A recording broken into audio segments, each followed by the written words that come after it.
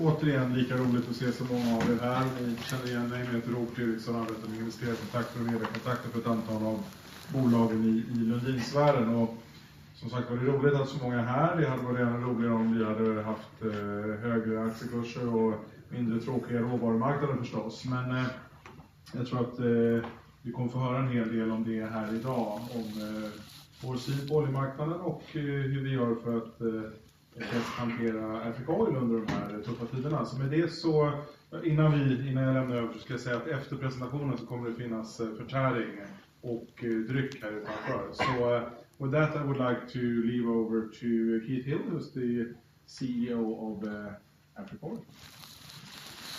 All right, well, everyone, thanks for coming again. Good to see some familiar faces. Good to see a few smiling faces out there. These are tough times, and unfortunately, I'm old enough that this is the fourth time I've been through this. I've seen $8 oil before, and I've seen it for the same reason I think we're seeing it right now. I think basically the Saudis are trying to teach the rest of the world a lesson that they can control the price of oil when they want to, and they want more market share. So it's been very interesting. This is my fourth day on the road. I spent 2 days in London earlier this week. I spent a day in Copenhagen last week at the SEB conference. And I can tell you the new world order, things have changed completely. Nobody wants to hear about exploration prospects anymore. Nobody wants to hear about how big of volumes we're going to find. All they want to hear about is, are we going to survive? And when we're in rooms with other companies, they ask them, instead of asking them, what type of drilling are you planning this year? They say, not only what is your current debt situation, but who is that debt to?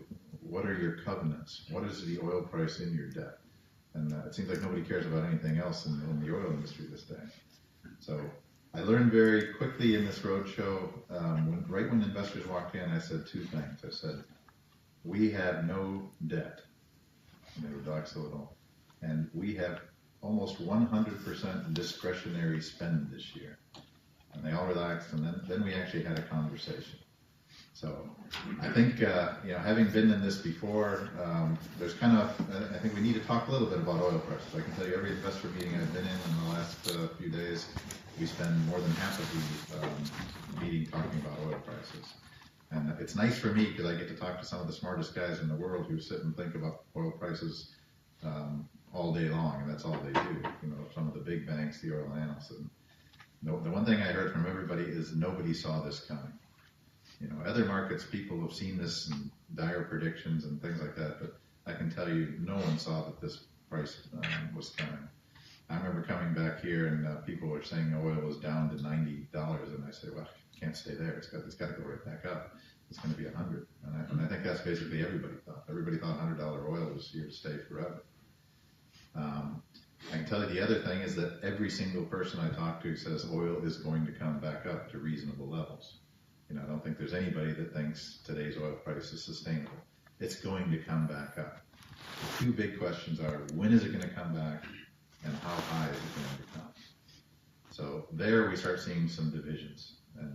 And there are only two really fundamental things in this market. No matter what you read about conspiracy theories in the United States and others, there's a slight oversupply of oil right now, primarily due to U.S. shale.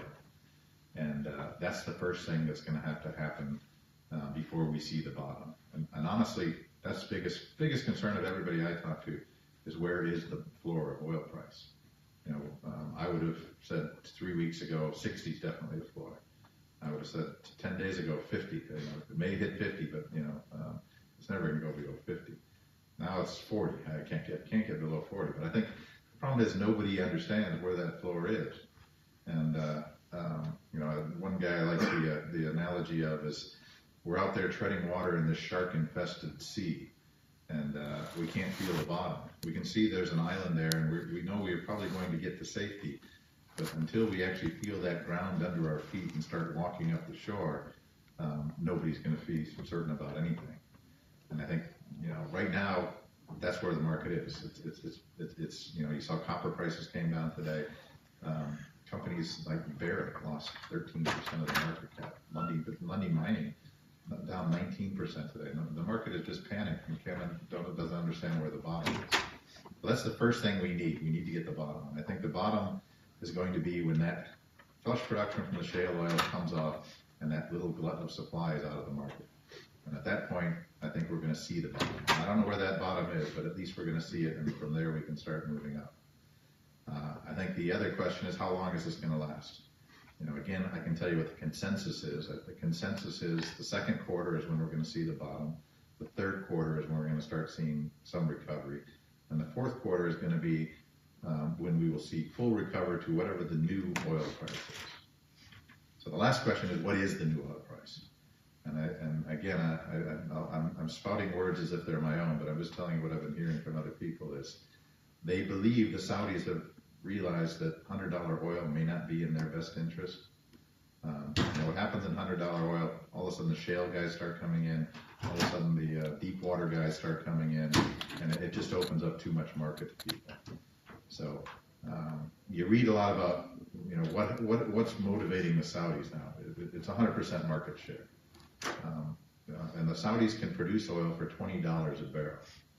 So that's what gets a lot of people nervous. Can they really get out there and just drive the price of oil down to $20 and stay there? Well, the answer is they really can't. To keep their economy going, they need about $80 to $90 a barrel. So they've got, by some accounts, about $750 billion of cash in the bank that they've accumulated over these last 4 nice years of $100 oil. And they will subsidize their basically social spending by that money. But if you start working out the math, that's $40 or $50 billion a month they're going to have to spend to keep their people happy. So after about 6 months of $50 billion, that's about half of their money in the bank. And I think I think that's the consensus. It can't last more than 6 months. So I think most people think that it's going to recover. It's going to hit bottom in the second quarter. It's going to recover a bit in the third quarter. It's going to reach the potential at the end of the year, but it's probably not going to be $100 oil. It's probably going to be $75, $80 oil, which is good enough for them to run their businesses of their country on, but not enough to encourage some of these guys to get back in. So the good news is we're very happy with $80, $75, $80 oil. We are one of the lowest cost producers in the world once we get on. So, the shale guys and the deep water guys may not survive, but we will. So I think, this year is not going to be as nice a year as we all hoped. We're not going to be able to do as much as we hope, but we are going to be very fiscally conservative this year. Every dollar that we have in the bank, we do have a fairly good balance in the bank right now. It should see us to the middle of the year.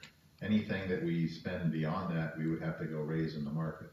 And these are very expensive dollars to raise in the market now, about 3 times as expensive as we raised last time.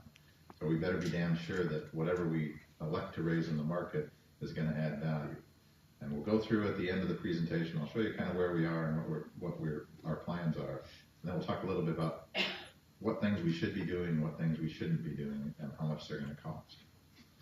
But really, I think hopefully some of you are fight fans. I still think the best boxing match ever was the Ali Foreman Rumble in the Jungle. So again, I'll put ourselves as Muhammad Ali. That we're here basically doing the rope today. If you remember, for 7 rounds, Muhammad Ali went up against the rope. Everybody beat him. George Foreman beat him. And that's basically where we are right now. We're getting beat by oil prices. We're also getting beat from the Kenyan government, putting capital gains tax on us. We're getting beat by some dry holes in some of our new basin openers. And the thing is, we're in the mode now where we just got to stay up against the ropes, and we got to take these blows. But I can tell you, it has been a difficult year. We're not suffering alone. Everybody is suffering along with us. We suffered more early on. If you look at our share price, we dropped really from August to October, and we dropped well below what the market average was. Since then, a guy just pointed out to me, and it's a very shallow consolation, that we're probably one of the top performers in the last 60 days in the TSX venture and the Stockholm market. that doesn't make me feel better. You know, from where we were, that's a very small consolation. Again, I think not only did the Kenyan government go against us, but there are some good things about oil price drop. It's hard to imagine that there could be, but the one thing it will do is it will focus the Kenyan government. You know, I've been spending a lot of time working with the Kenyan government, and I think convincing them that their capital gains tax was excessive and poorly timed. And I think we are getting quite a few people agreeing with that. And I think if you look in the Kenyan papers, there's a big push to either reduce or even repeal that capital gains tax. So I think low oil prices are going to help them make that decision. Everybody's stopping spending money, including us in the country. We're cutting back dramatically. And if they want to attract direct foreign investment, they're going to have to lower that. The other thing is our contractors. So the contractors that basically jack up their prices and put the screws to us in high oil prices, now it's our time to come back and turn the tables on them. So we're going back to all of our contractors and basically saying, okay, boys, it's time to start thinking about a 30 to 40% reduction in your prices if you want to keep working for us. And they're lining up for that. If you think it's tough on us, it's tougher on the service guys. There's going to be so many rigs stacked. Last week they stacked 61 rigs in the United States, and I think you're going to see that trend continue for some time. Deep water rigs, which you could barely get on a 3-year lease for 700,000-800,000 barrels a day a couple of years ago, they're offering them for one-offs for $350,000 a day. So, you know, one good thing about the price correction is you can also correct the costs. And the last one is really about G&A. If you've swollen up your organization and you've got a very high G&A, this is a great opportunity to cut.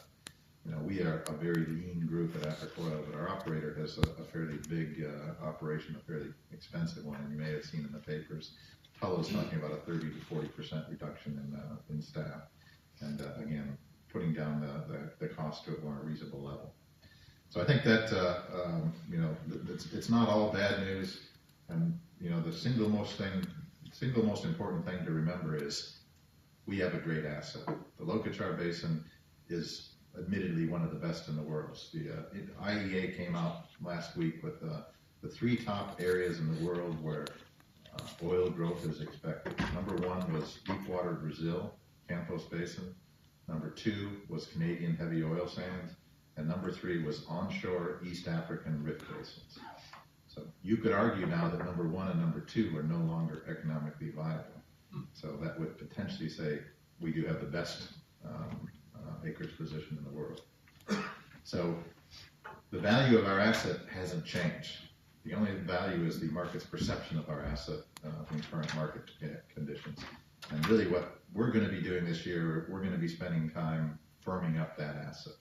You know, at the end of the day, this is where our big value is. This is where our lowest risk way to grow the company is, and this is what we're going to be spending our time and money on. We also need to finalize the pipeline. At the end of the day, monetizing this is directly dependent on the pipeline and getting a pipeline route set up and agreed with the partners in the host governments. And I think we're actually making pretty good progress on that. We do still have great exploration potential. In a market where dollars are very expensive, we may have to defer some of our basin opening wells, which are quite a bit more expensive than our appraisal wells, but we will still get after them.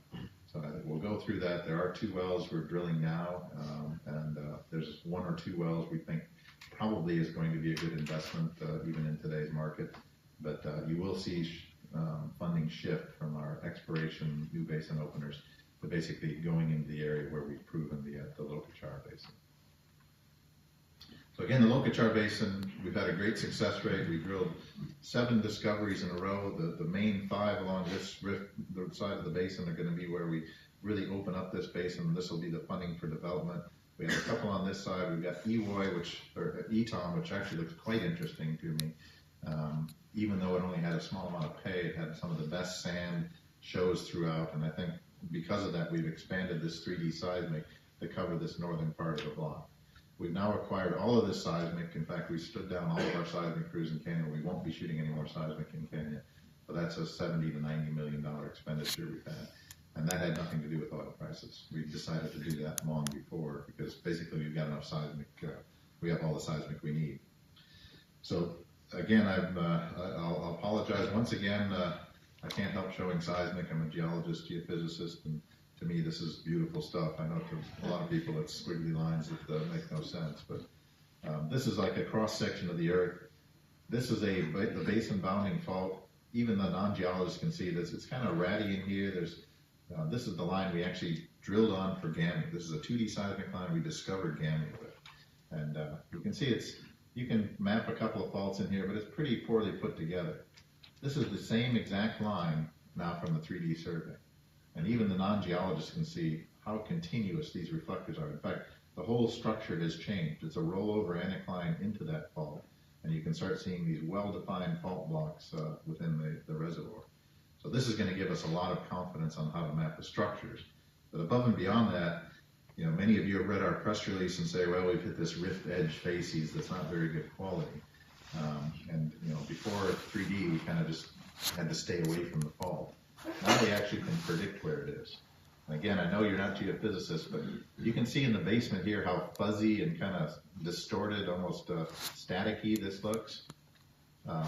Compared to stuff like this where you can see good reflectors. These are sands and shales. These are reservoirs and source rocks.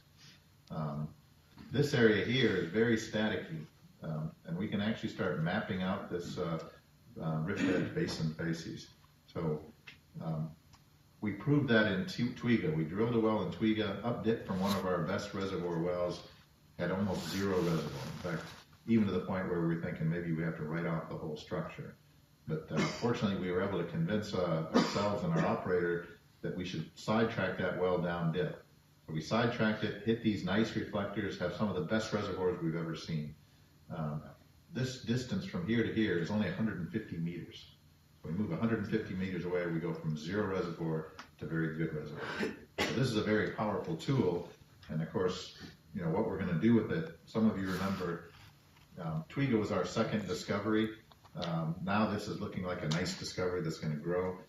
Ecalis was one that we really liked, and I think for those of you who've been coming out all these years, I think the Ecalis well was one we thought was going to be one of our best. Beautiful structure right in the heart of the source kitchen. We drilled it and we only had 30 meters in that peg. Very disappointing. We come back now though and we look at the 3D and we understand why. Once again, you see this rift basin edge facies. We hit a sand here. This is the single best sand we've ever seen in the basin. 13 Darcy's of permeability. This is like Johann Sverdrup that Lundin Petroleum has offshore.